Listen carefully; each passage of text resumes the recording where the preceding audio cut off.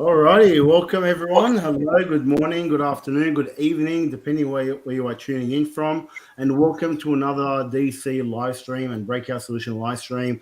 And today we're going to be doing a special interview with Dan Halpin. So Dan has 23 years of experience in counterterrorism, intelligence, investigation, and security risk management for both public and private sector. He was employed by the office as an officer of ASIO, which is the Australian Domestic Spy Agency, a police officer, an advisor to the Department of the Prime Minister and Cabinet in 2015.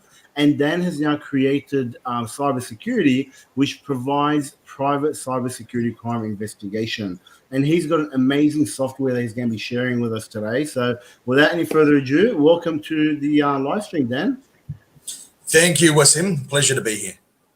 Thanks, mate. Look, before we get started into what you actually do, would you like to give us a little bit of a history about, your history, how you got into security and investigation and whatnot? And and let's just get to know you a little bit better. Sure. Well, just going on a little bit further from what you mentioned just earlier. So I do have a fairly lengthy history in law enforcement, and security intelligence in various government sectors.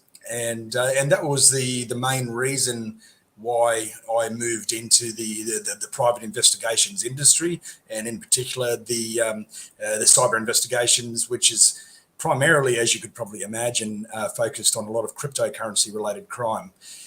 So we've been doing this for several years. It's a new type of investigation, and a lot of the tools and capabilities that we have, we've developed these ourselves in-house. We're proudly an Australian company. We also do have operations in the Netherlands since last year. And, the world of crypto is an amazing thing from our perspective, but we also like to try to keep consumers safe when they're getting involved.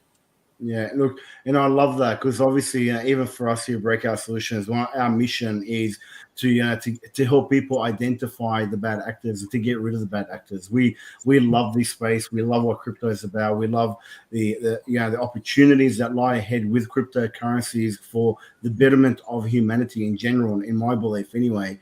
But it's quite disappointing that you've got so many bad actors that give crypto a bad name. And I think anybody that's working on clearing that up and helping people avoid being scammed or hacked and whatnot, I think the sooner we're going to have more and more people come into this. So I love what you're doing. And we've used your company in the past for different investigations because we get clients coming to us after they get scammed and stuff. So you've been a partner of ours for a while, and I know that you have a very, very exciting software that anybody can use, and we're going to get to that in a moment. But before we do, can you give us an example of some of the work that you guys do? Give us obviously don't share any names or anything, but can you give us like a case study or something that people could know about some of the things that you guys have done in the past with crypto and cybercrime investigation? Sure. So, as you could imagine, these cases are quite sensitive, so I'll be deliberately elusive with what I'll say, but I'll definitely get across the main picture of what has happened. So basically 2 years ago, we had a client come to us who had been scammed by a very well-constructed website, which was a cryptocurrency broker, or someone posing to be a cryptocurrency broker. With a lot more investigation over time, we realised that this website and this criminal syndicate behind it were actually tied to many other similar websites. So this syndicate ended up being a very large syndicate based out of Eastern Europe, and they'd fleeced Australians in particular and a lot of money over those years. So with our investigation techniques, we didn't only just trace the cryptocurrency to the exchange or the cash out point to get the identity documents linked to that account, but we also did a lot of technical investigations. We refer to it as website forensics, where we literally deconstruct the website and work out who's running it from that technical level. So from doing that, we were able to identify IP addresses both in Bulgaria and in Serbia. And without going into it too much. That syndicate in the last month has been taken down by Europol. The investigation started with the German police, who also work with all their other counterparts in other jurisdictions, including the AFP.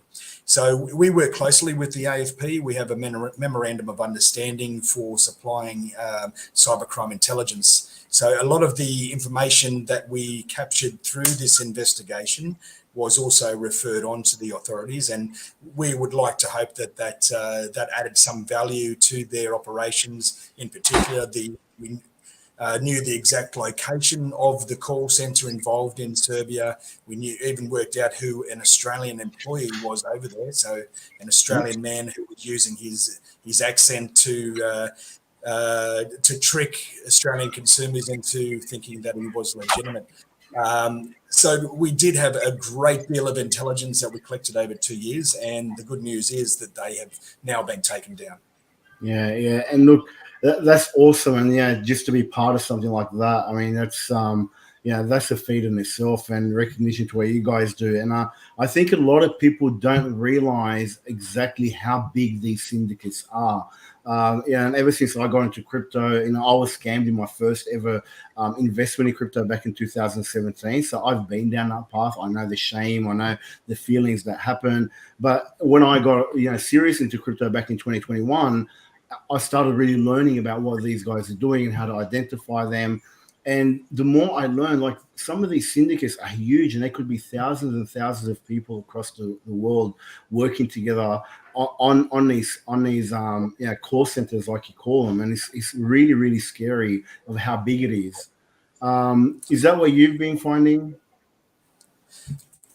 Absolutely. So these guys are true professionals. We may have visualizations of someone in Nigeria sitting in a dirty house with a laptop sitting on the floor. That's definitely not the case these days. That may have been how it was many years ago with the Nigerian print scams and all the rest. But these days, we're talking about completely professional operations where these guys have recruitment departments, HR, all sorts of technology available to them. And they have internal hierarchy in various countries. They have bank accounts in various countries. And of course, crypto accounts. It wouldn't be a real crypto scam if they weren't running crypto accounts. But just to give you the idea that these guys are absolutely professional. They tend to be in plain sight. They're in luxury offices in capital cities.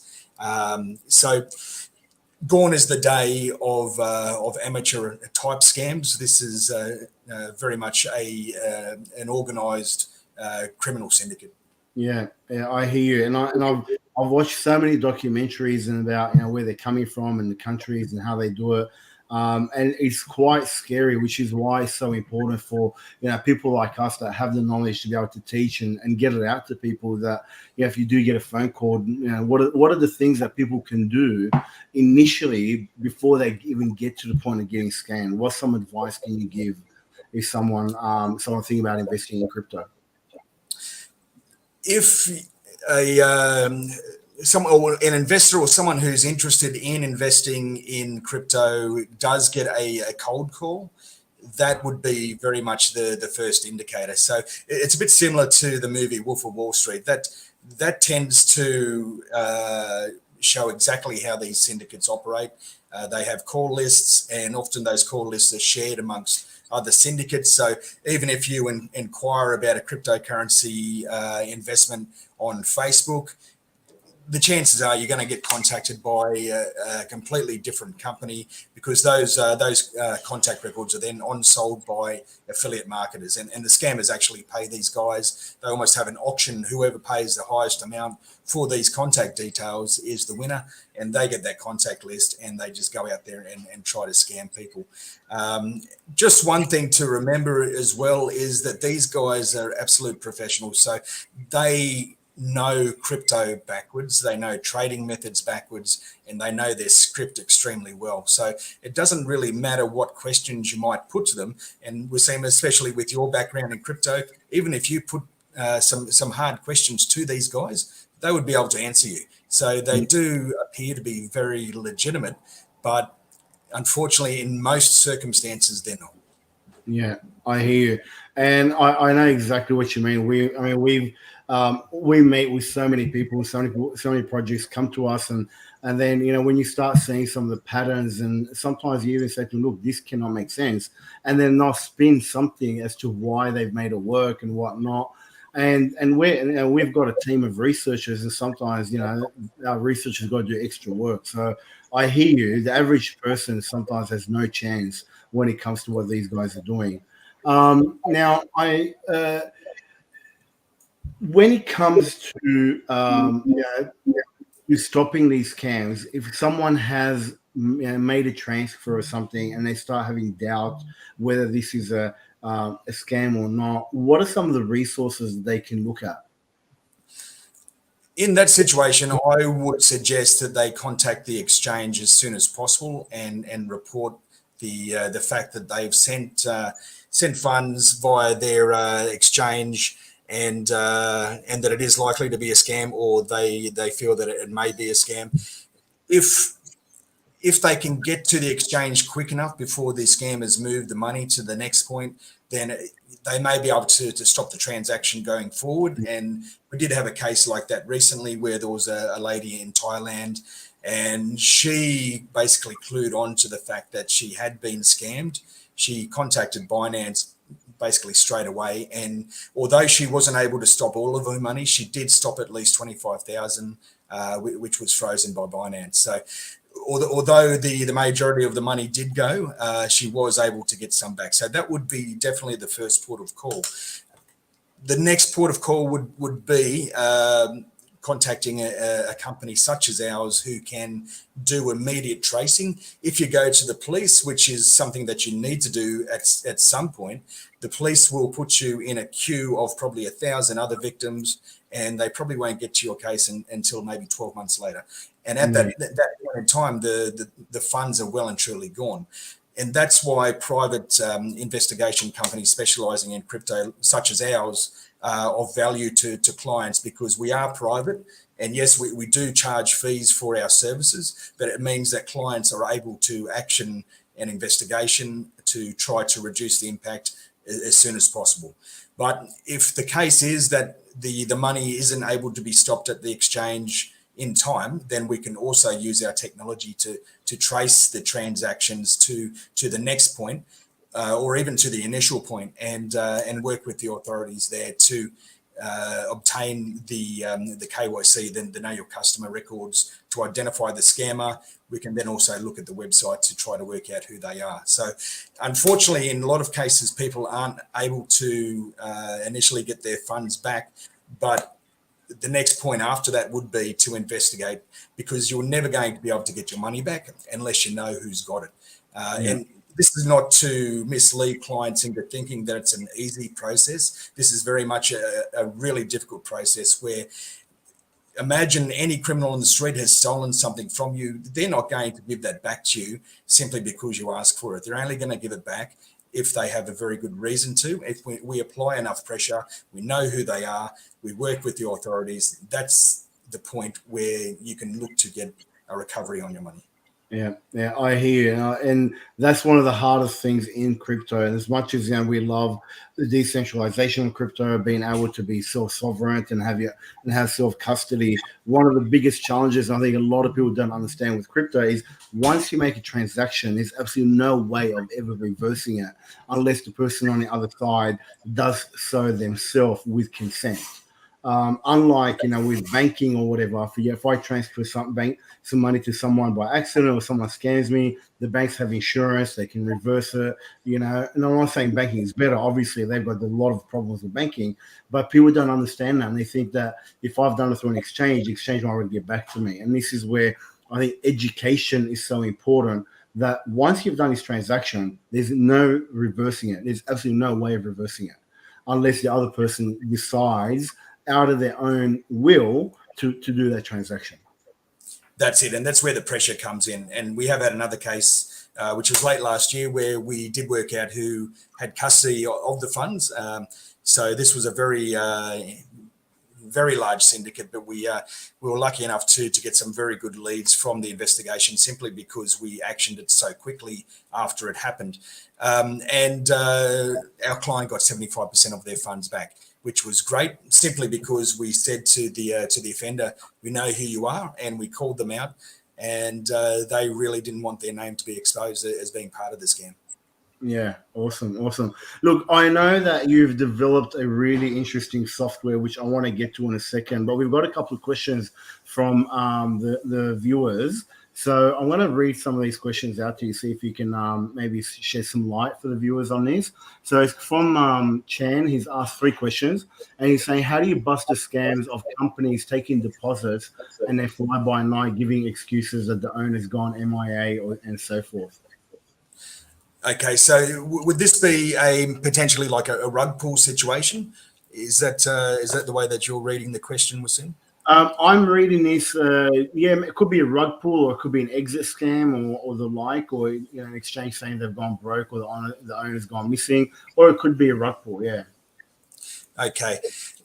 That is always a difficult situation. Most of the directors that you would be looking for are real people. So these guys can never hide forever, but I'm sure you're aware of many cases recently where directors of companies have just disappeared. That is a really difficult situation, but I feel that working with the authorities on that case would be the best way to go. They have the international resources, and they can work with their partner organisations. Otherwise, companies like ours can also do investigations to try to work out where these people have gone. Once they're found, then we can also aim to look at crypto wallets, bank accounts, and things like that. Okay.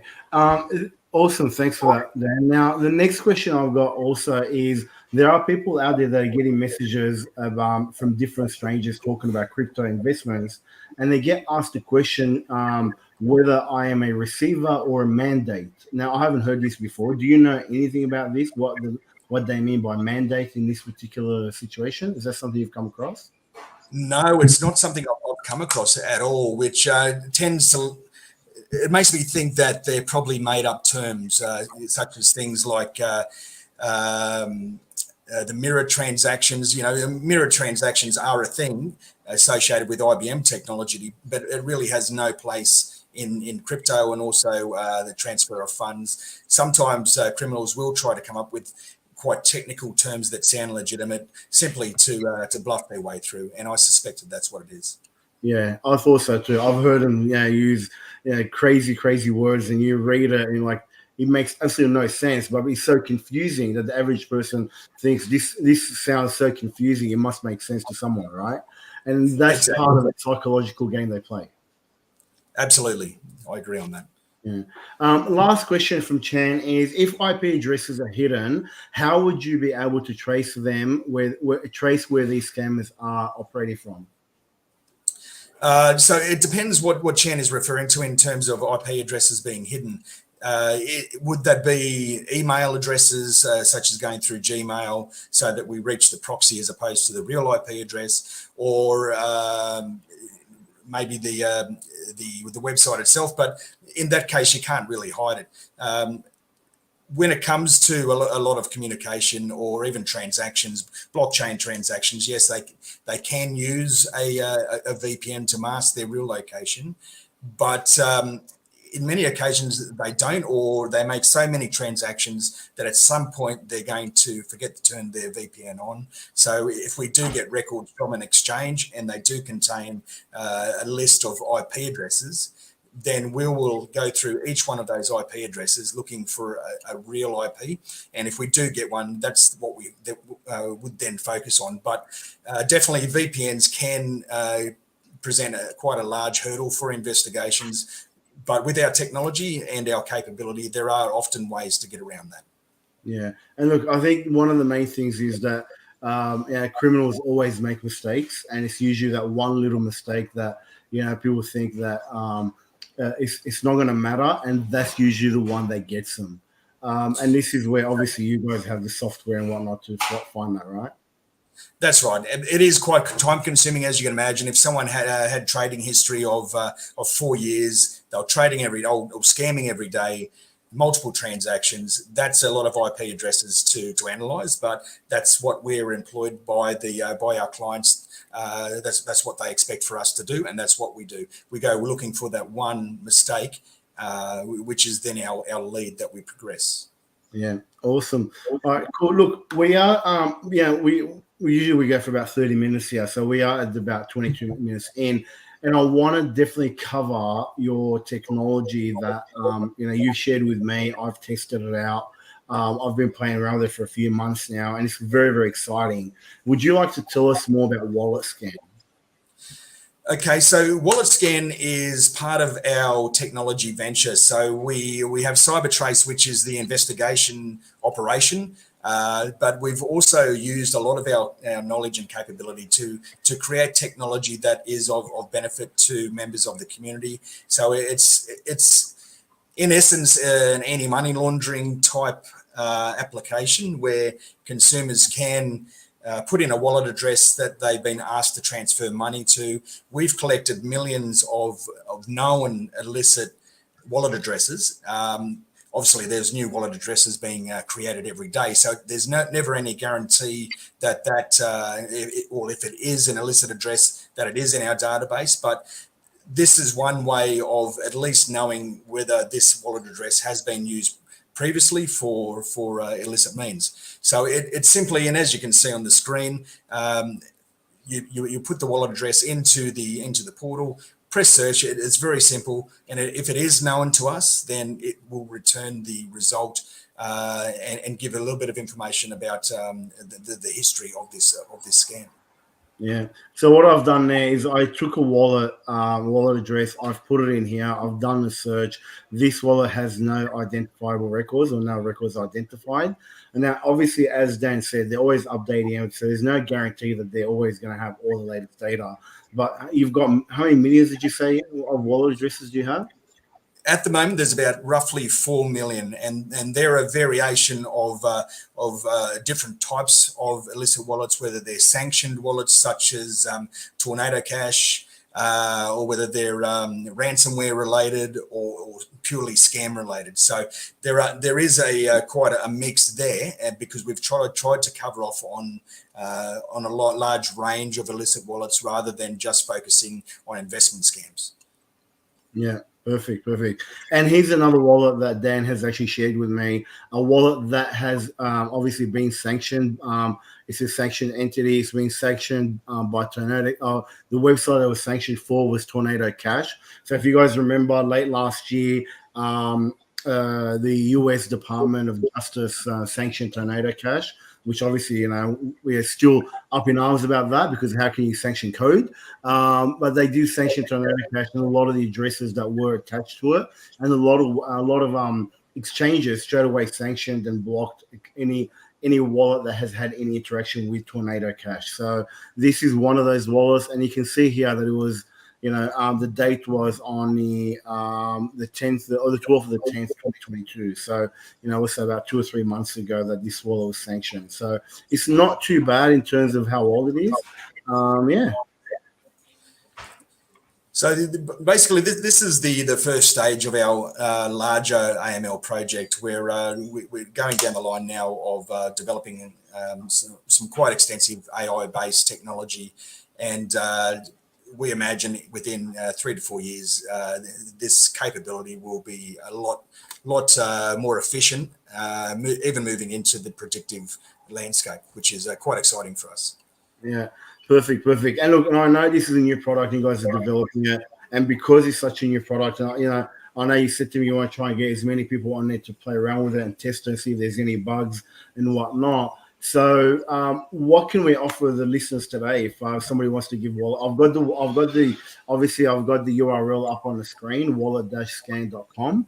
But if someone goes on there, I know there is a fee. What's the fee that you're charging at the moment, and what offer can we give the listeners? The fee at the moment is quite minimal, simply because of what you said, Wasim. We're trying to attract users. We really want people to start using this product. It's not necessarily about the commercial profit of launching this. So it's only $15 for 12 months access at this stage. Obviously, as the technology increases and the commercial value of it increases, our prices will also increase with that.